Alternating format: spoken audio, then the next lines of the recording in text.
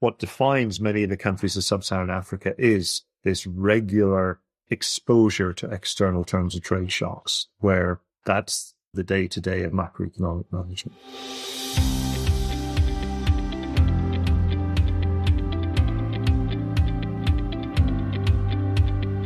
Welcome to VoxDevTalks. My name is Tim Phillips.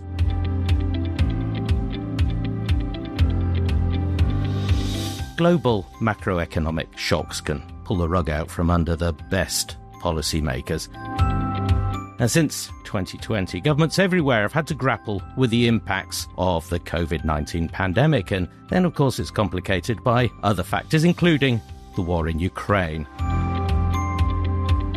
And these challenges have been particularly acute in Africa. Chris Adam of the Department of International Development at the University of Oxford has seen the impacts of these shocks at first hand and has also advised some of the people who have been making policy in Africa to mitigate their effects. He joins me now. Chris, welcome to VoxDevTalks. Hello, Tim. Thank you for inviting me. Now, in Europe, we think of COVID, other shocks like the war in Ukraine, as sort of once-in-a-generation economic events. Is the same true about how they're considered in Africa?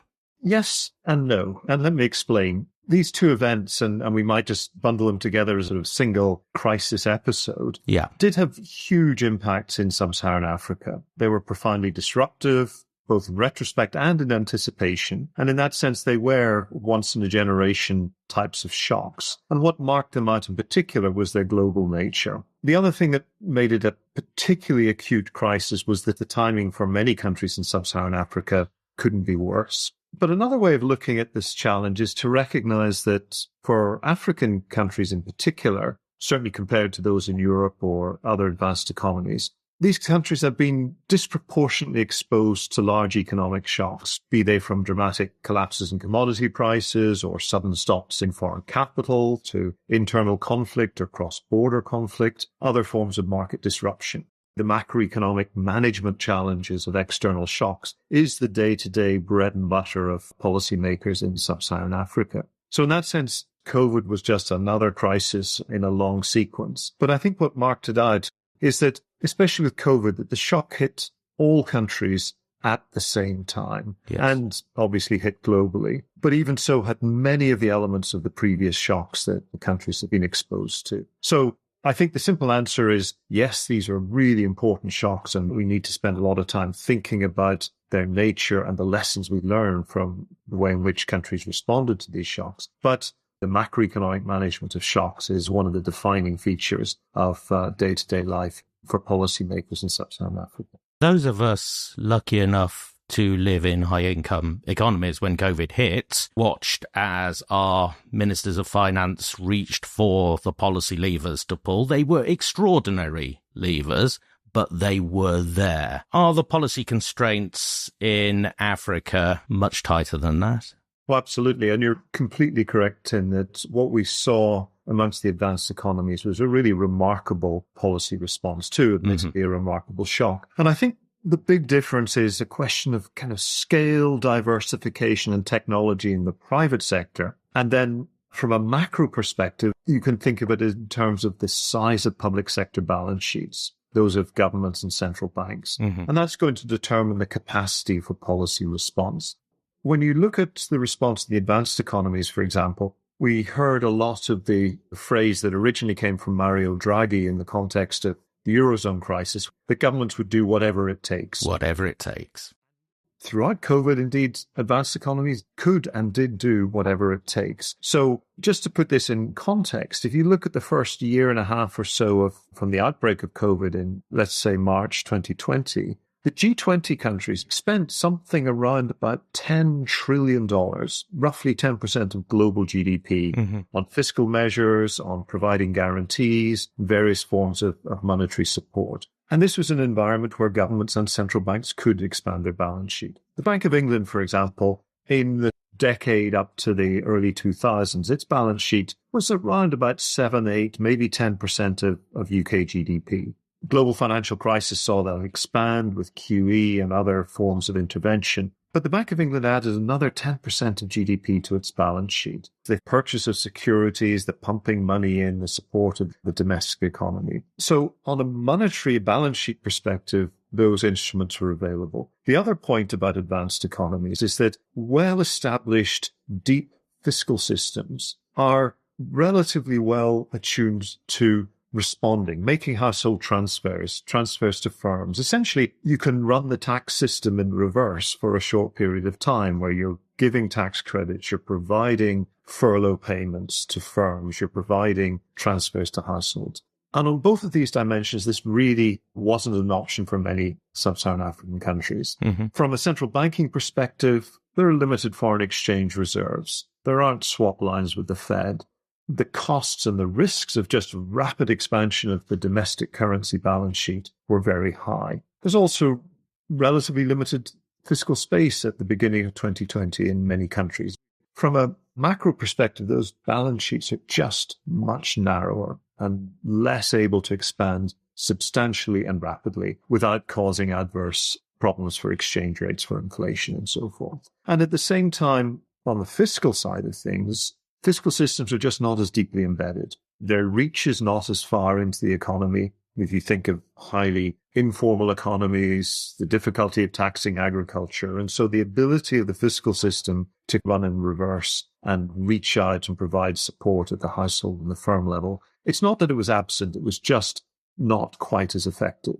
And given these constraints, how can an economist like yourself be useful in these circumstances? I would guess offering policy advice is a very different task.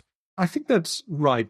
To the extent that the economics profession deserves any credit, I think it's probably those policy economists, those working closely with governments and international agencies, rather than academia, that really deserve any credit that's out there. The performance of the profession in that sense and the key economic policy advice institutions around the world was generally good through COVID in the following senses. First, I think the tenor of macroeconomic advice at the domestic level and the international level was pretty good. The effective fiscal monetary exchange rate coordination that is required, in other words, what to do when a crisis like that hits, was transmitted clearly and implemented pretty effectively. And if I can say that about sub-Saharan Africa, since the mid-1990s, we've witnessed a really profound and deep reforms in the capacity and articulation of economic policy advice across the continent. It's unrecognizable. And this event was when those new frameworks were put to the test. That was handled really rather successfully.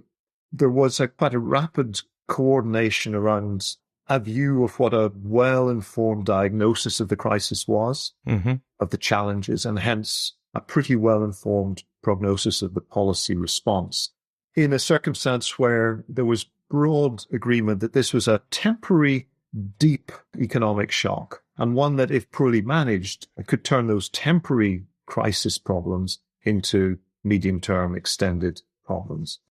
But I don't want to forget about the very solid, informed microeconomic work that others in the economics profession did. Yes. I'm thinking, for example, of the work on mechanism design that, say, Michael Kramer and colleagues worked on around vaccine supply, the work that people did on the design and rollout of social assistance programs, thinking about detailed work on specific tax reforms. I think this is all contributed to a generally pretty good response by the economics profession here. But let me go back to the macro for just a second and make 2 points. This was a crisis where I always sort of think of it using the following mantra, that finance if you can, adjust if you must. So in circumstances where economies or societies are faced with these shocks that are perceived to be temporary, and COVID, there was a lot of uncertainty, but it was basically a temporary shock. To what extent can you finance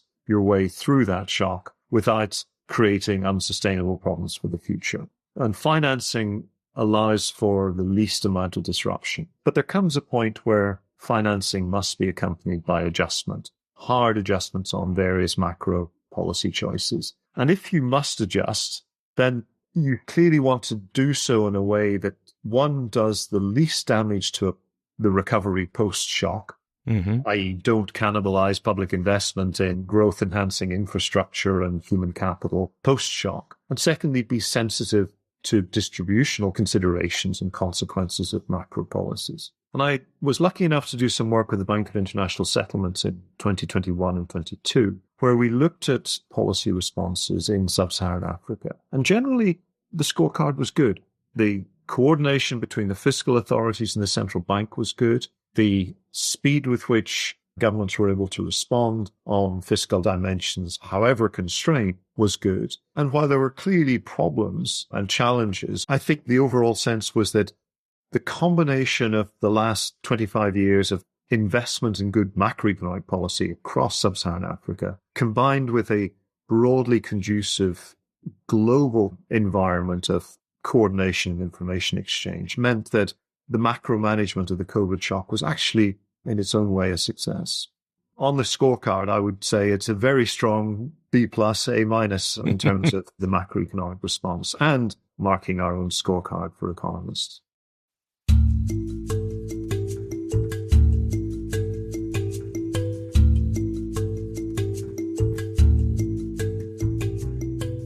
So now we have a little bit of perspective. We can maybe tell the story of the COVID macro shock. So let's go back to the beginning of 2020 and what the state of growth and debt was in sub-Saharan Africa. How would you characterize that? I think this is really important for understanding the dynamics of this shock and its legacy. Yes. The timing could not have been worse. To understand where the continent, or many countries in the continent, were on the eve of the outbreak of COVID, you need to go back probably a decade or so. What we had from more or less post the global financial crisis in 2008 was a period of really rapid growth, and rapid growth based on very high external demand, principally from China, for the kind of commodities and inputs into powering the Chinese growth episode that occurred certainly during the 2010s. Many countries in sub-Saharan Africa found themselves able to access private capital markets and moved rapidly into contracting, at the time, quite attractive Eurobond finance, private market finance, to complement capital inflows from China, from other new official creditors, as well as from the traditional IMF, World Bank, regional development banks. By 2015-16, commodity prices were declining quite dramatically. We talk about the end of the commodity supercycle around about 2014 and 2015. Obviously, growth in China was cooling. The key point here is that many governments were a bit slow to respond. While that underlying growth was slowing down, the underlying productivity growth was actually much more modest than it appeared during the period of high commodity prices. The necessary accompanying fiscal adjustments to bring macro balance back in line with the new reality of lower growth and higher costs of borrowing didn't occur particularly quickly. By the end of 2019, in terms of the arithmetic of debt, all the indicators were pointing in the wrong direction.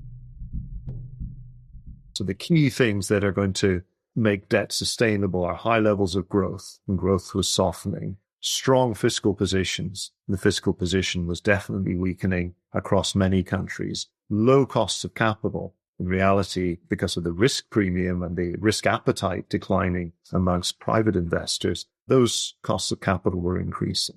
On the outbreak of COVID, there were a significant number of countries in high risk of debt distress or in debt distress. And so what that meant, very simply, was that as soon as the COVID outbreak became apparent and the spillover from the global economy started to hit the economies of Africa, we were in a world where doing whatever it takes was highly constrained by very limited fiscal space.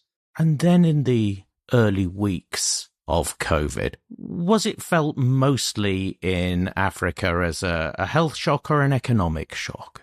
Oh, it was very much an economic shock. There was clearly a lot of concern articulated by the WHO and others about the direct health risks of COVID and would it have the same transmission dynamics as we saw in highly urbanized Europe. And it turned out that the transmission and the severity from a pure health perspective of COVID in sub-Saharan Africa was much weaker. It's not that it was non-existent and many people succumbed to COVID, not least because much of the intensive care treatment that people in advanced economies could access was not available. But it was fundamentally an economic shock, not a direct public health shock. And the way I think about the way this unfolded is in terms of essentially three elements to that shock. The first was common around the world with the direct supply side effects of a lockdown. So lockdown meant less output, essentially. And because of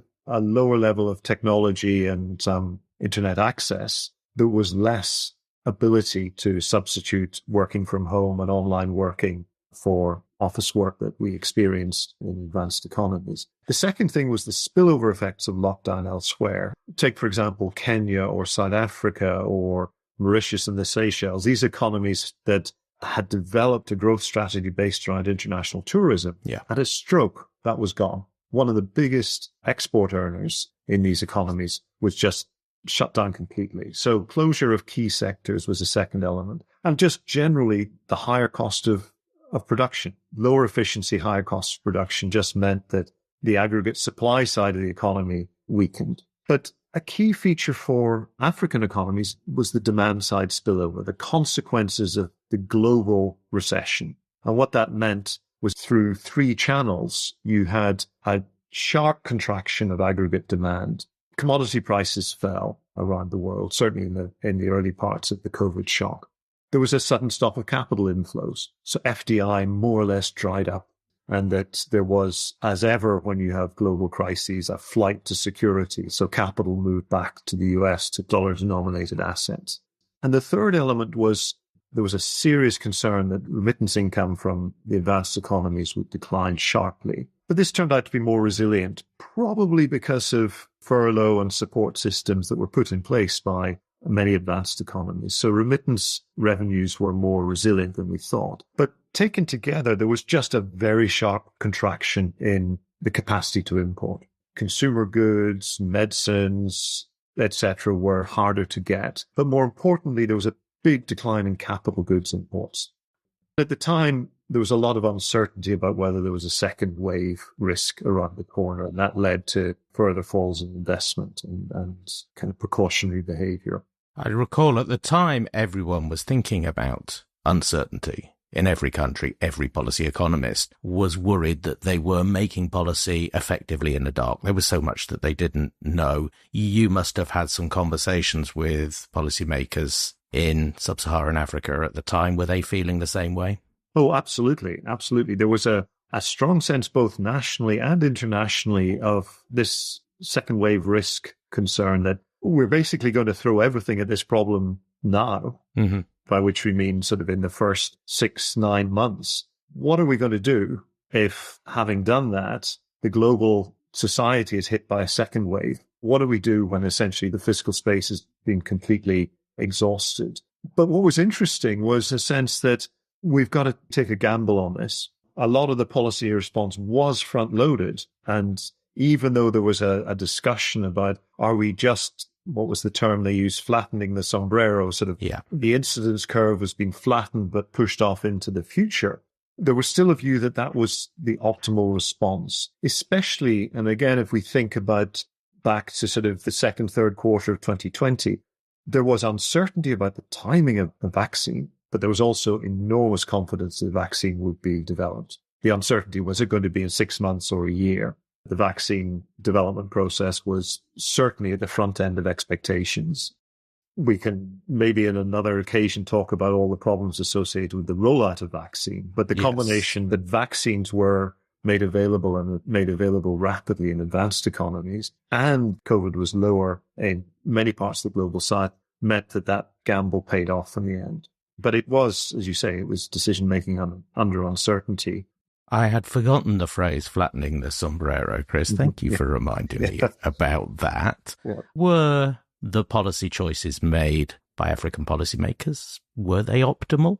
Optimal is always a dangerous word, but were they sensible given the circumstances? I think they were generally the right policies, broadly sensibly implemented. The balance, and again I'm speaking as a macroeconomist, the balance in terms of monetary, fiscal policy, financing and debt were broadly very sensible, I think. They were well coordinated. There was a reasonable level of, call it forbearance in the financial sector, that central banks relaxed their regulatory regimes a little bit, recognizing that banks had a buildup of non-performing loans because of lockdown effects and so forth. I think they moved to a sensible degree there. So I think the domestic policy responses across a very large number of countries in sub-Saharan Africa were maybe not optimal, but pretty sensible, pretty solid.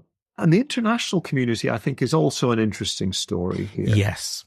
At some level, the international response, at least vis-a-vis low-income countries, was pretty good. If we take some of the key institutions, the IMF probably would look back and say, yes, we had a pretty good crisis. The fund moved quickly. It expanded its balance sheet really quite substantially, provided a lot of short-term liquidity support to low-income countries, and in that sense lived up to the IMF's fundamental objective, which is to make its own resources temporarily available to its members to support adjustment without doing excess damage, either domestically or internationally. We also saw at the same time the debt service standstill initiative from the G20, which eased some of the financing constraints. We saw the start of improved debt resolution mechanisms through the G20 common framework. Again, far from working effectively even yet, but these initiatives were rather good. There is a view that comes out from the Center for Global Development and others that the World Bank and the regional development banks were a bit slow. They didn't use their balance sheets quite as much. But generally speaking, I think the short-run response was favorable. I think the really interesting thing is the extent to which that response was sustained and how we're managing the legacies of those short-term responses. We're now 4.5 years on. What have been the scarring effects of COVID and the responses to it? The growth recovery on the global economy and in sub-Saharan Africa has been much more anemic than was hoped for. So the best case scenario was a kind of a steep V crisis. There was a sharp decline and a pretty rapid recovery. That recovery has been slow. If you look at the sequence of projections from 2020 onwards, in the World Economic Outlook or other agencies, it's one of these sort of classic, it's like a hedgehog upside down, that each time you put a new projection, it's on a slower converging path than before. That reflects two or three issues. One is at a global level, with a few exceptions. The United States is the obvious exception, but China and Europe have recovered much more slowly. The UK is another classic example that the response in terms of productivity growth and broader economic growth has been much slower than anticipated. That lower global growth spills over into sub-Saharan Africa. Per capita growth rates are still much lower than they were pre-COVID. Roughly speaking, on a per capita basis, 1.5% to 2.5% as opposed to 4.5%. And that's a very big gap. What's the reason? One, global growth is lower. A second issue is this sort of the debt hangover, I think, is really quite severe. So the legacy of debt and debt distress remains a heavy burden. The debt service suspension initiative was a temporary measure. The common framework is still struggling. And a lot of countries are still operating in a world where the debt service burden is crowding out public expenditure on critical investments. The idea that what you want to do is to respond in a way that doesn't essentially cannibalize future growth recoveries has not materialized as well as we had hoped at the time. So public investment is stagnant, private investment is still pretty low. And then the other bit that some of my more recent work was focused on is the consequences on human capital of COVID. there are two effects at work here. At the time, there was quite a sharp diversion of spending in the health sector towards preventative measures against COVID, but away from many of the chronic health challenges facing many countries in sub-Saharan Africa. So the TB and malaria infection rates and mortality rates have risen. Mm-hmm. Chronic conditions, diabetes, coronary heart problems have worsened. And that has a direct burden on human capital and productivity. But the other area is the loss of learning effects. What were the consequences of these big lockdowns of education, primary, secondary, and tertiary? And I have a paper with some colleagues from the IMF where we look at this loss of learning effect, inspired by some excellent work by economists working in education. One piece in particular, Lant Pritchett did some work looking at the long-term consequences of a very specific lockdown effect. It was related to the 2015 earthquake in northern Pakistan, and they followed the learning outcomes of children who were out of school for only, I think, 3 months at that stage because buildings had been destroyed and so forth, and traced that through a decade-long period. And we're able to measure the direct effects on the productivity of these school graduates as they enter the labour market. Gosh. I think this is a really potentially serious long-run cost, not scarring, exactly that. It's a human capital scarring effect. The World Bank has estimated that real GDP on a level basis could be 4 to 5% lower on a permanent basis as a result of this shock. The scarring on the loss of human capital is probably a very serious area. The failure to really get on top of the debt overhang is serious. Against the background of a loss of appetite for overseas development assistance, the principal donors are less generous than they used to be. Domestic pressures have seen the cutback in aid budgets in many countries. At a moment when new money, new concessional finance is absolutely central to successful resolution of some of these debt crises, that is a serious legacy of the crisis.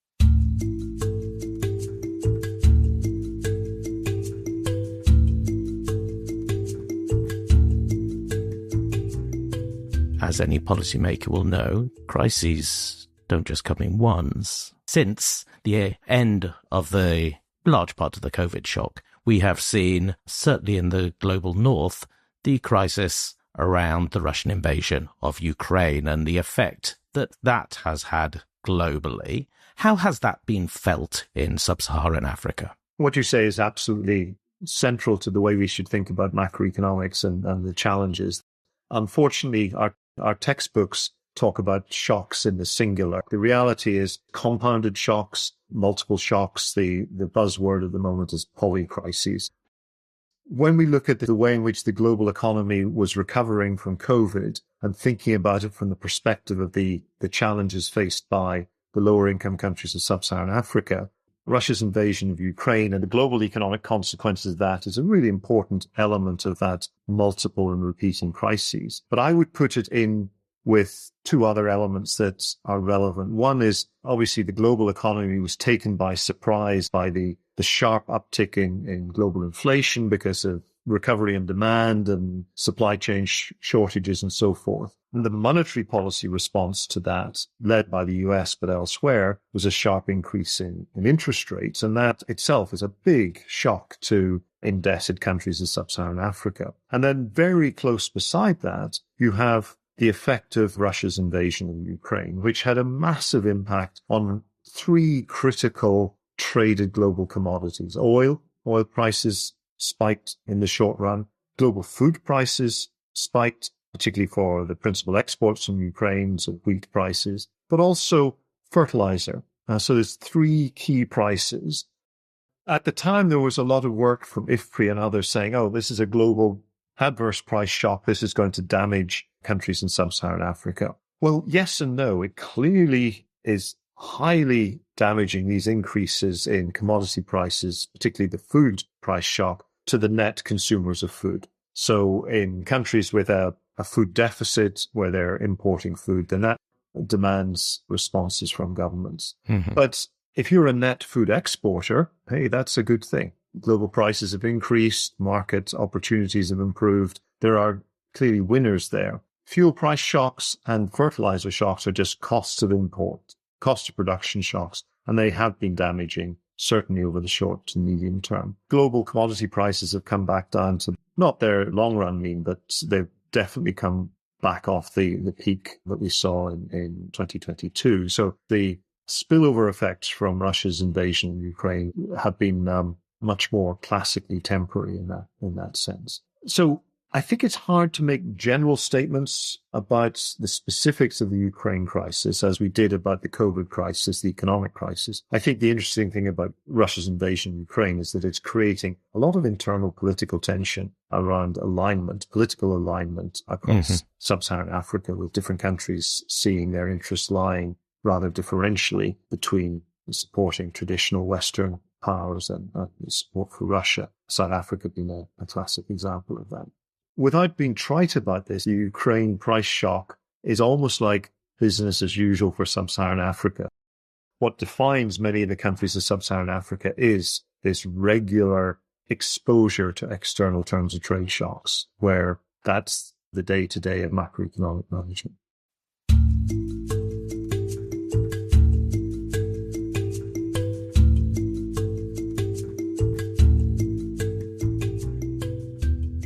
This series of shocks been going on for a decade and a half. Is there an argument that we should look internally at the economies of sub-Saharan Africa, where domestic reform might make them more resilient to shocks? Absolutely. I think resilience is the key word here. And I suppose I would qualify what you said, not that we should look at domestic reform. I think we should look at continued domestic reform. I think we've got to be aware of the really profound changes that have occurred over the last 25, 30 years or so in many countries. The key areas that I suspect would come at no great surprise is when faced with these kind of real shocks, the key instruments are fiscal instruments. And so developing more effective fiscal buffers is the critical part of a macro reform program as far as I would see it. The focus still remains on the question of domestic revenue mobilization. The ability to efficiently and in a relatively undistorted way extract revenue from the private sector by the state and put it to good use is absolutely central. It still is the case that if you look at obviously advanced economies, but also the more resilient, flexible economies of East Asia, they are operating at levels of revenue to GDP, domestic revenue mobilization, in the mid to high 30% range. And that gives the state more capacity to pull these levers to develop the responsiveness that characterize many of the advanced economies and many of the bigger emerging market countries during COVID. If you look at sub-Saharan Africa, those numbers are not 35 to 40%. They're at best 15 to 20%. And that low level of domestic revenue mobilization is the biggest challenge. But it's not simply a matter of just jacking up tax rates. As we saw in the recent riots in Kenya, the question is not about the rate of taxation. Arguably, at the margin, tax rates are way too high. The problem is that the tax base. And it's the challenge of taxing economies that are relatively undiversified, still overwhelmingly based on primary production, problems of taxing informal economies, agriculture, effective and efficient taxation of the service sector. These are the big challenges, I think, in terms of a macro agenda, improving revenue mobilization. That's how you build fiscal buffers. Allied with that, I think, is a more international perspective on reform, and that is thinking a lot harder about risk sharing in international finance. We know that Econ 101 would tell you that a debt contract is probably the worst contract between a big, rich lender and a poor, undiversified, risk-averse borrower. Right. Because debt just shifts all the risk to the debtor. And we are beginning to see some important progress in this area about risk sharing in international finance, about debt becoming increasingly state contingent would be the word, linking debt instruments to natural disasters and that kind of thing. I think the combination of further work on risk and risk sharing, and it sounds very corny, but more generosity in the ODA front for macro stabilization seems to me to be the key elements of reform at the international level that still need to be pushed hard. If COVID told us anything, and climate change is telling us anything, is that the global spillovers from local shocks are large. The idea that these are shocks that occur in sub-Saharan Africa and the consequences remain in sub-Saharan Africa is not a tenable position. The interconnectedness of the world means that addressing the effective management of these forms of volatility, be they pandemics, climate-related shocks, it's a global public bad that requires global public action to address. One thing we know for sure, Chris, is that we have not seen the last global macroeconomic shock. It might not even be the last global shock this year. Are there still gaps in our knowledge about how to cope with these shocks that academic research can fill in? I suppose inevitably there are gaps. At one level, I think our basic kind of macroeconomic understanding is pretty good. The burden from a research perspective is shifting towards understanding the political economy dynamics of managing shocks. One thing about balance sheets and budget constraints is that they always hold everywhere and always. There's something rather simple about, for example, the arithmetic of debt. It's a simple manipulation of identities, we call it in macroeconomics. But the challenge is not getting better at manipulating the identities. It's thinking about the political economy of revenue mobilization. And although this is not directly related to COVID, but the Kenyan story is a great example of how should we think about the political economy process of raising that mobilization rate at a time when you've got competitive politics, interest groups, and distributional effects that are really profound. I see maybe 2 or 3 research agendas, the political economy of that process of transformation and reform being one of them. I think there is a technical issue of a research area around the global finance issue, mobilizing finance, understanding risk and the properties of risk-sharing instruments more effectively in the context of climate change.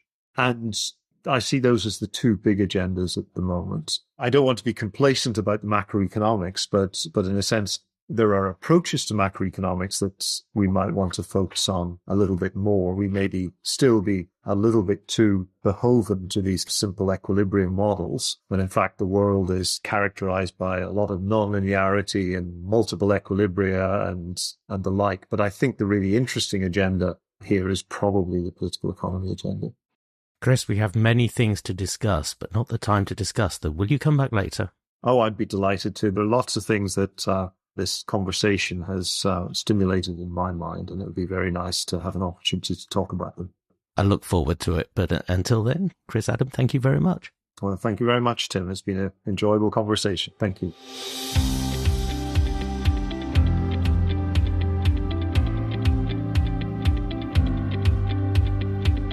If you want to read more of Chris's research on the topics we've been discussing today, there are 3 references. First one, Buffy, Adam, Zana and Kopoda, Loss of Learning and Post-COVID Recovery in Low-Income Countries. That was in the Journal of Macroeconomics 75, published 2023. Also, Adam, Albarora and Pierres, COVID-19 and the Monetary Fiscal Policy Nexus in Africa. That was Bank of International Settlements Working Paper 121 from 2022. And finally, Adam, Henstridge and Lee, After the Lockdown, Macroeconomic Adjustment to the COVID-19 Pandemic in Sub-Saharan Africa. That was published in the Oxford Review of Economic Policy 36, that was in 2020. This has been a VoxDevTalk. The best way to make sure you don't miss an episode is to subscribe. You'll find us wherever you get your podcasts, all our past episodes, as always, or also at voxdev.org.